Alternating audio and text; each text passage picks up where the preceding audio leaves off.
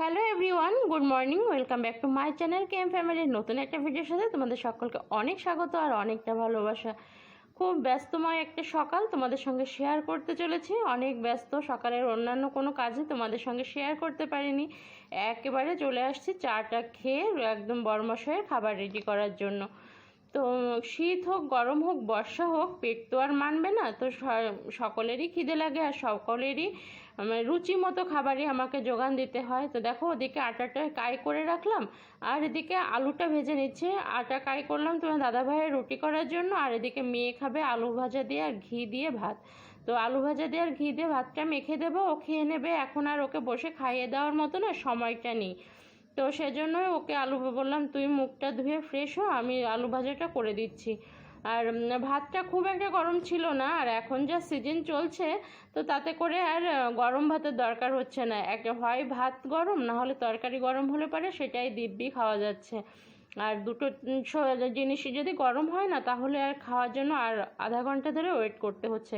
তো যাই হোক, আলু ভাজাটা নামিয়ে নিলাম আর ওদিকে ঢ্যাঁড়সটাকেও কেটে নিয়েছি, নুন হলুদ আর লঙ্কা দিয়ে সেটাকে ভাজা করে নিয়েছি। এই ঢ্যাঁড়স ভাজাটা না আমার ভীষণ ভালো লাগে খেতে। আলু দিলেও ভালো লাগে, কিন্তু আলু দেওয়ার মতো আর অপশান নেই। যেটুকু ভেন্ডি রয়েছে তো সেটুকু যদি ভেজে না ফেলি না, ওটা বুড়ো হয়ে যাবে, মানে শক্ত মতো হয়ে যাবে, তখন আর খেতে ভালো লাগবে না। তো ওদিকে ভেন্ডিটা ভাজা হোক, আর এদিকে আমি যে আটার কাইটা করে রেখেছিলাম সেটাকে এখন করে নিচ্ছি। তো এই যে দেখতে পাচ্ছ, তোমার দাদাভাই খাবে দুখানা রুটি, আর টুবির জন্য করে রাখছি একখানা। তোমার দাদাভাই খেয়ে দেবে আর একখানা রেখে দেবো, পরেও কোনো এক সময় ওকে দিয়ে দেবো। সে রুটিটা একটু বড় মোটা করেই করি। আর তোমার দাদাভাই অন্যান্য দিন 3টে রুটি খায়, কারণ ওই যে সবজি দিয়ে খায় আর মিষ্টি দিয়ে খায়। তো আর এখন তো সে শক্ত কিছু চিবোতে পারছে না, তো সেজন্যই কিন্তু হলো হচ্ছে, মানে ওই বললো দুধে ভিজিয়ে দাও, ওটা দিয়েই খেয়ে নিই। তাহলে দুধ রুটি কলা একসঙ্গে মেখে দিয়ে দেবো, সেটাই সে খেয়ে নেবে। তো এই তো খুব তাড়াহুড়ো করে কাজ করছে, তবে যতটা তাড়াহুড়ো দেখছো ততটাও তাড়াহুড়ো না। তো প্রত্যেকটা সংসারে ব্যস্ততা থাকে, আর নিজের মতো করে গুছিয়ে নিতে পারলে সংসারটা তখন ঘরটাই হয়ে ওঠে কিন্তু স্বর্গ। আর এই দায়িত্বটাই থাকে প্রতিটা মেয়ের উপরে, যে যতটা সুন্দরভাবে সাজাতে পারে সংসারটা, যত দায়িত্ব নিয়ে সংসারটা কাঁধে নিয়ে চলতে পারে, তার সংসারটা তো ঠিক ততটাই সুখী হয়। তো আমিও চেষ্টা করি আমার সংসারটাকে আমি আমার নিজের কাঁধে নিয়ে তো সবাইকে খুশি রেখে চলার। তো সবার জন্য যেটুকু পারি সেটুকুই চেষ্টা করি করার। তো জানি না কার জন্য কতটুকু করতে পারি বা এতে কতটুকু হ্যাপি, তবে আমার বেস্টটা দেওয়াই আমি সবসময়ের জন্য চেষ্টা করি। তো এই যে তার খাবারটা হয়ে গেছে রেডি, তো চলো এখন তাকে খাবারটা দিয়ে দিই। আর ওদিকে আজকে দুপুরের রান্নার তোড়জোড় তো শুরু করে দিয়েছি। আর দেখো এখনও পর্যন্ত না চুলটাও আঁচড়ানোর মতো সময় পাইনি, দেখো মাথাটা কি অবস্থা হয়ে আছে। তো যাই হোক, এগুলো ডিমটাকে সেদ্ধ চাপিয়ে দিয়ে তারপর ডিম আর আলুটাকে সেদ্ধ করে চাপিয়ে দিয়েছি, দিয়ে এবার চুলগুলো একটু আঁচড়ে নিচ্ছি। তো প্রচণ্ড পরিমাণে গরম, যে চুলটা স্নান করার পর যে একটুখানি ছেড়ে রাখবো সে অপশানও নেই। মানে পাখার নিচে বসে থাকার মতো সময়ও যেমন নেই, আর ছেড়ে রাখলেও গরম হচ্ছে, পাখাতেও মানছে না। তো যাই হোক, চুলটাকে একেবারে লবকুশে ঝুটি করে উপরে তুলে রাখলাম, আর এই যে সিঁদুরটা পরে নিয়ে এবার আবার কাজে লাগতে হবে। ওদিকে বিছানাটাও গোছানো হয়নি, মানে ও ঘর থেকে বিছানাগুলো সব তুলে রেখেছি ঠিকই, কিন্তু হয়নি, গোছানো হয়নি। তো এই তো এখন বিছানাটাকেও একটুখানি গুছিয়ে নিচ্ছি, কারণ বিছানাটা গোছানো না থাকলে না সংসারটা যেন সম্পূর্ণ অপরিপূর্ণ থাকে, মানে মনে হয় যেন ঘরটাই গোছানো নেই। আর অন্যান্য জায়গায় অগোছালো থাকলেও বিছানাটা যদি টান টান থাকে না তাহলে বেশ ভালো লাগে আর কি, দেখতে মনে হয় যেন ঘরটা গোছানো আছে। আর তুমি দেখবে কি হয় বলো তো, সারা সপ্তাহ তুমি ঘরটা গুছিয়ে রাখলে তখন কিন্তু বাড়িতে কেউ আসবে না। আর ঠিক যেদিনই যদি কিনা একটা দিন তুমি ঘরটা এলোমেলো রাখলে, গোছালে না, ঠিক সেদিনকেই সব গেস্ট এসে হাজির। তো আমার সঙ্গে তো এটা হয়, আর কার কার সঙ্গে এটা হয় আমাকে একটু কমেন্টে জানিও তো। তো এই তো এখন চলে এসেছি রান্না করতে। তো ডিম আলু সেদ্ধ দিয়ে গিয়েছিলাম, ওগুলো সেদ্ধ হয়েও গেছে। আর একটুখানি গাটা চিড়ে দিয়ে তারপর কি নুন মাখিয়ে রেখেছিলাম, আর তেলের উপর হলুদ দিয়ে গোটা গোটা আলু দিয়েছি, মানে ছোটো যে আলু, দম খাওয়ার যে আলু, ওগুলো দিয়েছিলাম। ভাবলাম আজকে গোটা গোটা আলু দিয়েই হলো করবো, আলু ডিমের ঝোলটা করব। তো গোনাগুন্তিক আলু 10খানা আলু আর 5খানা ডিম, এক একজনের মানে জন প্রতি একটা করে ডিম আর 2টো করে আলু। এটা যদি কিনা একটা আলু ভেঙে গেল তো তাহলে আমার ভাগ থেকেই সেটা যাবে, কারণ অন্য কাউকে তো আমি ভাঙা আলুটা দিতে পারবো না, তাই না? তো এটাই হলো প্রত্যেকটা গৃহবধূর গল্প, প্রত্যেকটা মধ্যবিত্ত ঘরের বউয়েদের গল্প, বুঝলে। তো এই তো দিয়ে দিলাম পেঁয়াজ আর রসুনটা থেতো করে নিয়েছি, মানে পুরোপুরি বাটা না, অল্প করে ইয়ে করে নিয়েছি, নিয়ে জিরে আদা লঙ্কা বাটা দিয়ে দিলাম, আর দিয়ে এবার এটাকে ভালো করে কষিয়ে নেব। তো আর দিয়ে দেবো, তারপরে ওই যে ডিম আর আলুগুলোকেও দিয়ে দিলাম। আর এরকম গোটা গোটা আলু দিয়ে না চিকেন খেতেও আমার ভীষণ ভালো লাগে। যখন নতুন আলুগুলো ওঠে তখন ওই নতুন আলু দিয়ে চিকেনের ঝোল গোটা গোটা আলু দিয়ে আমার তো ভীষণ ভালো লাগে। আর কার কেমন লাগে জানি না, তবে আমার আর ডিমের ঝোলটাও দারুণ হয়েছিল। আর গতকাল তো কাকি শাশুড়ির বাড়িতে ভোগ ছিল না, মানে পুজো ছিল, তো ভোগে না ঝুড়ো খিচুড়ি আর একটা সবজি করেছিল, আলু পটল সয়াবিন কুমড়ো টুমড়ো সব কিছু দিয়ে। তো সবজিটা না ভীষণ ভালো হয়েছিল, বেশ ঝোল ঝোল মতো হয়েছিল।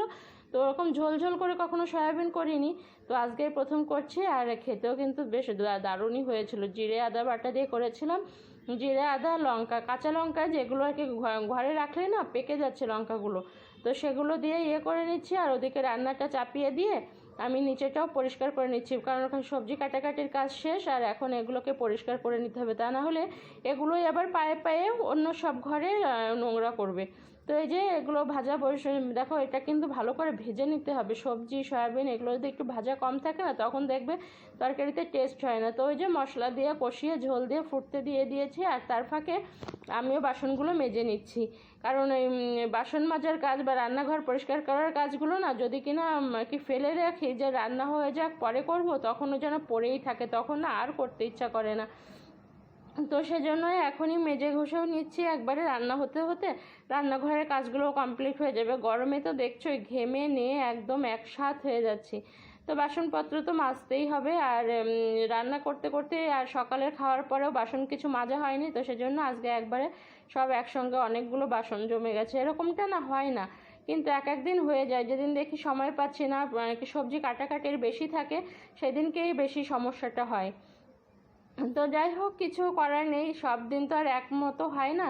আর এক হাতে কাজ করতে গেলে পারে না একটা গোছ থাকে। যদি পাঁচজনের কাজ একই কাজ যদি পাঁচজনে করে থাকে, যাদের দেখা যাচ্ছে যখন আর কি যাদের ঘরে কাজের দিদি থাকে, একদিন না আসলে পরে তখন কিন্তু বেশি মুশকিলে পড়তে হয়। আমার তো সেটাই হতো, যখন একটা বউ ছিল কাজের, তো বাসনগুলো মেজে রাখতাম আর চাতক পাখির মতো আর কি মেজে রাখতাম না আর কি রেখে দিতাম, চাতক পাখির মতো তার দিকে তাকিয়েই বসে থাকতাম, কখন আসবে কখন আসবে। যদি কিনা না আসে তাহলে তো ওই বাসনের পাজা নিয়ে আমাকেই বসতে হবে। আর যখনকার বাসন তখনকার ধুয়ে ফেললে না একরকম, আর যদি জমিয়ে জমিয়ে রাখা হয় সে বাসন ধুতে না বেশি কষ্ট হয়ে যায় গো। তো যাই হোক, এই যে দেখো, আর পাইপের জল এত পরিমাণে গরম, আর শুধু বাসন মাজছি আর ভাবছি যে এই গরম জলটা শীতের সময় কোথায় ছিল।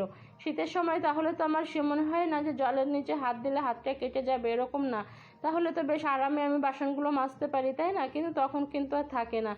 আর এই যে এখন সব ধুয়ে টুয়ে নিচ্ছি, আর নিয়ে তারপর ঘরটাকেও মুছে নেব। আগে ঘরটাকে মুছলাম না কেন, এই বাসন মাজতে মাজতে একটুখানি তো জলের ছিটা পড়বে, আর তখন না আমাকে আবার মুছতে হবে, সেজন্য আগে ইয়ে করে নিলাম। আর ততক্ষণে ওদিকে রান্নাটাও হয়ে গেছে, তো গ্যাস ট্যাসগুলো একবারে মুছে নিয়ে তারপর মেঝেটাকে পরিষ্কার করব। তো এগুলো যেদিনকে এগুলো একবারে করে বেরোতে পারি না, যেমন গাটা যেন হালকা থাকে, মনে হয় যাক বিকালের জন্য আর কোনো কাজ পড়ে থাকলো না, সন্ধ্যার সময় নিশ্চিন্তে এসে এক কাপ চা অন্তত করে খেতে পারবো। তখন আর নোংরা রান্নাঘর দেখলে না, এসে রান্নাঘরে চা করতে গেলে যেন তখন যেন গরমটা আরও বেশি হতে লাগে, কেমনই যেন একটা মেজাজটাও খিটখিটে মতো হয়ে যায়। আর যেহেতু এখানে টাইলস করা, তো আর আমার এই ইয়ে না কাউন্টার টপটা না খুব বেশি চওড়াও না, কেন বলো তো, মানে তোমার দাদাভাই থেকেই করেছিল, তখন আমি যে এসে তাকে দেখিয়ে দেবো বাবা, তখন এরকম কোনো পাত্তাই দিত না। আর সংসারে এমন একজন ছিল যে তার কথা শুনে সবসময় চলতে হতো।